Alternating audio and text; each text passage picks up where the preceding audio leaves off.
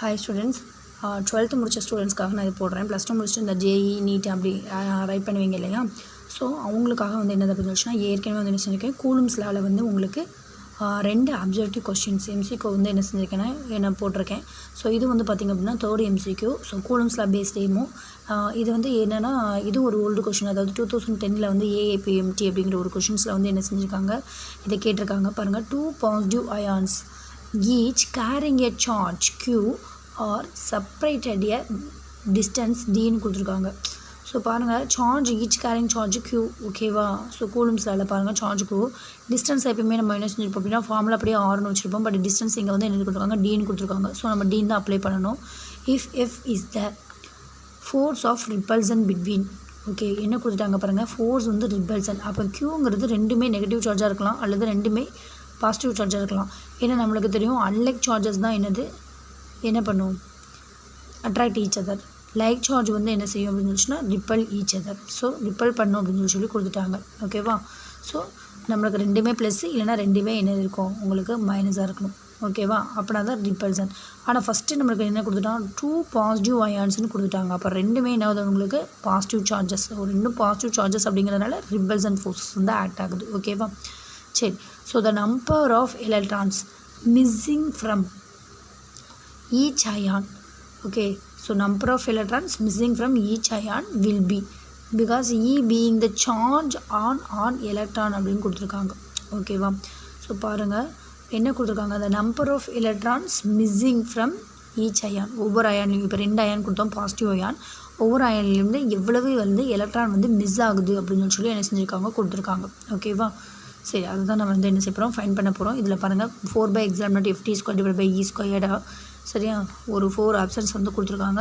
So நம்ம ஃபார்முலாலேருந்து என்ன செய்யலாம் போய் பார்க்கலாம், ஓகேவா? நம்மளுக்கு என்ன தெரியும் பாருங்கள், குவான்டிசேஷனல் ஃபார்முலா Q = NE. ஏன்னா பாருங்கள், நம்ம கண்டுபிடிக்க வேண்டியது, ஃபைட் பண்ண வேண்டியது என்னதுன்னா நம்பர் ஆஃப் எலக்ட்ரான்ஸ் தான். ஸோ நம்பர் ஆஃப் எலக்ட்ரான்லாம் நம்ம இதில் இருக்கணும் அப்படின்னா குவான்டிசேஷன் ஃபார்முலா தான் நம்ம எடுக்க முடியும். Q = NE. அப்போ n அப்படிங்கிறது நம்மளுக்கு number of electrons. So number n அப்படின்னு வச்சுக்கிடுவோம். அப்போ Q/E அப்படின்னு சொல்லி என்ன செய்யலாம், கொண்டு வரலாம், ஓகே. ஸோ ஃபார்முலா பாருங்கள், நம்பர் ஆஃப் எலக்ட்ரான்ஸ் என்னது, என்னங்கிறது number of electrons missing from each ion, ஓகேவா? ஸோ 2 சார்ஜஸ் வந்து இங்கே பாருங்கள் நான் எடுத்திருக்கேன். ஒன்று பாசிட்டிவ் சார்ஜ், இன்னொன்று பாசிட்டிவ் அயான். ஸோ 2 பாசிட்டிவ் அயானுக்கு டிஸ்டன்ஸ் வந்து என்ன எடுத்துக்கலாம், டின்னு எடுத்துப்போம், ஓகேவா? ஸோ இங்கே வந்து என்னென்னா E அப்படிங்கிறது நம்மளுக்கு என்னது, magnitude of charges on electron, okay, எலக்ட்ரானுடைய மேக்னிடியூட் சார்ஜ், ஓகேவா? ஏற்கனவே நம்ம தெரியும் 1.6 × 10⁻−19 அப்படின்னு சொல்லி கூலும் அப்படின்னு சொல்லி என்ன செஞ்சுருப்போம், பண்ண வேல்யூ வந்து நம்மளுக்கு தெரியும், ஓகேவா? ஸோ ஃபார்முலா வந்து என்ன செய்ய இருக்கிறேன், 1/4/(ε0 Q1 Q2) என்னது R² அப்படின்னு எடுத்துக்கிறேன். இங்கே R²க்கு பதிலாக நம்ம என்ன சப்ஸ்டிட்யூட் பண்ணணும், D அப்படின்னு சொல்லி சப்ஸ்டிட்யூட் பண்ணணும். ஏன்னா டிஸ்டன்ஸ் என்ன கொடுத்துருக்காங்க, Dன்னு கொடுத்துருக்காங்க. ஸோ 1/4/(ε0 Q என்னது, இப்போ ரெண்டுமே பாசிட்டிவ் அயான்ஸ் தான், ஓகேவா? ஸோ Q1 Q2க்கு பதிலாக நம்ம என்ன செஞ்சுக்கலாம், Q அப்படின்னு அப்ளை பண்ணிக்கலாம். Rக்கு பதிலாக நம்ம என்ன செஞ்சுக்கலாம், Dன்னு போட்டுக்கலாம், okay. Q² / D². So Q² மட்டும் இங்கே இருக்குது அப்படின்னு வச்சுன்னா நம்மளுக்கு என்ன ஆயிடுங்க, ரிமைனிங் ஃபுல்லாக அங்கிட்டு போயிடுமா. ஸோ 4/(ε0) என்னது 1/4/(ε0) இருக்குது, ஓகே. ஸோ அது வந்து என்ன செய்யணும், மேலே போயிடும், 4/(ε0). அடுத்து என்னது, இங்கே D² இருக்குது, ஓகேவா? அந்த D² கீழே தான் இருக்குது. ஸோ அதனால் F என்னது, F × D², ஓகே. ஸோ இப்போ Q² வந்து FD² இது × 4/(ε0). அப்போ இதில் Q மட்டும் என்னென்ன எடுத்துட்டோம்னா என்ன வரும், இதில் ரூட் போடுவோம், √4/(ε0 FD² அப்படின்னு சொல்லி என்ன செஞ்சிடலாம், எழுதலாம், ஓகே. இப்போ நம்ம வந்து என்ன தேவை, நமக்கு நம்பர் ஆஃப் எலக்ட்ரான்ஸ் தான் கண்டுபிடிக்கணும். அப்போ நம்பர் ஆஃப் எலக்ட்ரான்ஸ் என்ன செஞ்சு கண்டுபிடிக்கணும். அப்போ n = okay, n = so Q/E, Qக்கு என்ன கண்டுபிடிச்சிருக்கோம், √4/(ε0 FD², ஓகே.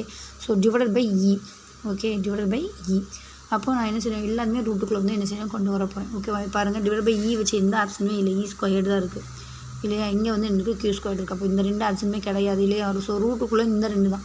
அப்போ நம்ம என்ன பண்ணணும் பாருங்கள், இதில் வந்து என்ன பண்ணலாம், E வந்து √E வந்து எடுக்கணும் அப்படின்னு சொல்லிச்சுன்னா, ரூட்டுக்குள்ளே போகணும் அப்படின்னு சொல்லிச்சுன்னா இங்கே வந்து என்ன இருக்குது, உங்களுக்கு E இருக்குது. ஸோ E² எடுத்துகிட்டு the whole power 1/2 எடுத்தாலும் 2 கேன்சல் ஆகிடும். அப்போ E மட்டும்தான் கிடைக்குமா? அப்போ நம்ம என்ன எடுத்துக்கலாம், E², ஏன்னா ரூட் போட்டுட்டோம், ஓகே.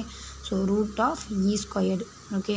ஸோ ஆன்சர் பாருங்கள், ஜியில் இருக்கும், நம்ம C ஆன்சர் 4/(ε0 FD² என்னது E², ஓகே. ரொம்ப ஈஸியான சம் தான்.